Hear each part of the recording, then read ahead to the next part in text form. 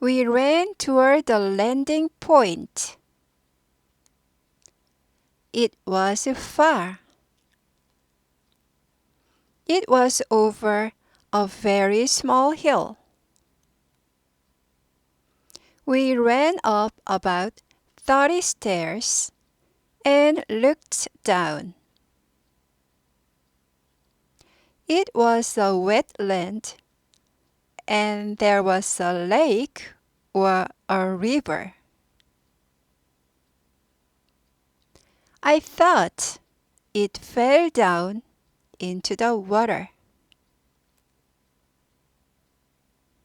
Maybe my husband felt sorry in his hurt, and he at least tried to look for it here and there about over 30 minutes.